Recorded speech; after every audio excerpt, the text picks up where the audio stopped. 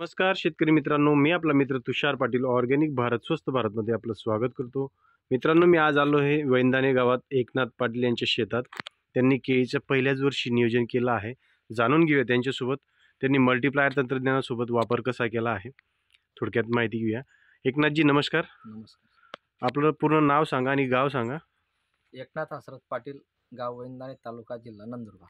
Multiplier तंत्रज्ञानाचा तुम्ही वापर केला आहे. आता हे तुम्ही दुसरा बॉक्स मागवला आहे. हो. तर कसं वाटलं तुम्हाला मल्टीप्लायर तंत्रज्ञान? चांगला रिझल्ट चांगला भेटतो. ड्रिंचिंग केली, स्प्रे दिला आणि ड्रिंचिंग चालू आहे आपल्या केळीला. अच्छा, कसं ठिबकमधून पण दिलं होतं का तुम्ही? ठिबकमधून दिलं आणि रासायनिक खतासोबत? रासायनिक खतासोबत मिक्स करून दिलंय.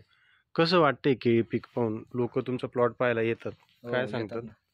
येतात सांगतात काय वापरलं, काय दिलं या त्या- विषयावरती. म्हणजे चांगलं बेस्ट आहे केळीचं, काय अडचण नाही. शेतकरी बांधवांना काय सांगणार तुम्ही?